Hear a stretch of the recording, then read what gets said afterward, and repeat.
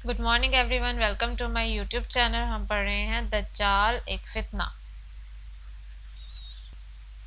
कई बड़े इदारों की कामयाबी के पीछे यही असूल कार फरमा है। जब एक कारपोरेशन तमाम मकाम बना लेती है और ख़ुद इन्हिसार के मराहिल से गुजर कर खूब रुपया भी जमा कर लेती है, तो फिर ये छोटी कारपोरेशंस या फर्मों पर भी अपना दायरा इख्तियार बढ़ाना शुरू कर देती है। इनके माबैन मुख्तलिफ मुआहदे हो जाते हैं और स्टॉक एक्सचेंज में दोनों एक दूसरे से ताउन करते हैं। इसके बाद एक मरहला वो भी आता है जब ये कारपोरेशन ना सिर्फ मुख्तलिफ ममालिक में अपनी शाखें कायम कर लेती है, बल्कि इसका अपना निज़ाम बैंकारी भी मुतारफ़ हो जाता है, जो बज़ाहिर तो खुद मुख्तार तरीके पर काम करता है, मगर दर हकीकत इसके पीछे इसी मखसूस कारपोरेशंस के पोशीदा हाथ होते हैं। ये बैंक मुख्तलिफ मंसूबों और कारोबारों को फंड्स अदा करता है, कारोबारों को फाइनेंस कर देता है और सूद पर कर्ज भी मुहैया करता है। ये इस निज़ाम के तमाम तर मंसूबों की भी मावनत करते हैं। इस तरीके से बैंक मुख्तलिफ ममालिक के दरमियान वसी पैमाने पर रकूम की तरसील भी करते हैं।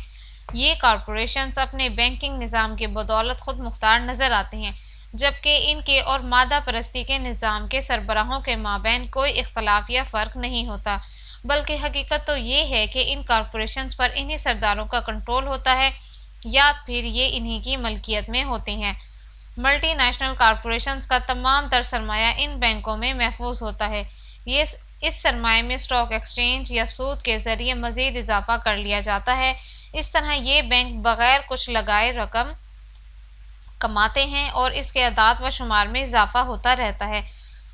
जिस रकम पर बैंक सूद दे रहा होता है, वो रकम भी बैंक ने ज़्यादा शरह सूद पर दे रखी होती है और ये चक्कर यूं ही चलता रहता है। इसके अलावा वो शख्स जो 1 लाख रुपए कर्ज लेता है, वो इसका कुछ हिस्सा बैंक में भी रखता है और फिर इसे ये रकम वापस भी करना होगी। इसलिए कहा जाता है कि सिर्फ ज़बानी जमा व तफरीक से भी ये लोग रकम में इजाफा कर लेते हैं और वो लाखों लोग जो बैंक में छोटी छोटी रकम रखवाते हैं, बैंक के लिए आमदनी का अहम ज़रिया है और इस तरह भी बहुत सी बड़ी रकम बैंकों को वसूल होती हैं। इस तरह थोड़ी सी मुद्दत में इन रुपयों पर बहुत ज़्यादा सूद हासिल कर लिया जाता है। इनका एक मतलब ये भी होता है कि जो शख्स बैंक से रकम कर्ज लेता है, इसके सूद की शरह भी ज़्यादा होती हैं, जबकि रकम जमा करवाने वाले को बहुत कम मुनाफा दिया जाता है। इस तरह बैंक का ये तालाब एक वसी समंदर बन जाता है और अगर चंद कर्ज वापस ना भी मिलें तो इस पर कोई असर नहीं पड़ता। अलबत्ता इस सूरत हाल में बैंक मकरूज़ों के खिलाफ अपने ज़ाब्तों और कवानीन के तहत जुर्माना या सज़ा दे सकता है। ये मकरूज़ से अपनी मन चाही शराइत भी मनवा सकता है और नए कर्ज देने की भी कड़ी शराइत रखता है और जिन्हें कर्ज देता है इन्हें आगाह करता है कि वो ये कर्ज किस किस काम या मंसूबे पर खर्च कर सकते हैं। इस तरह इनके अपने मकासद की तकमील होती है। जब सूद की शरह इस कदर ज़्यादा हो जाती है कि मकरूज़ उसे अदा करने के काबिल नहीं रहता, तो बैंक इस पर अपना कंट्रोल कायम कर लेता है और इस सूरत हाल का मुशाहिदा आलमी बैंक के मकरूज़ ममालिक से किया जाता है। IMF मगरब के तरफ, जबकि ये बैंक जिस निज़ाम से ताल्लुक़ रखते हैं वो किसी से ढका छुपा हुआ नहीं है।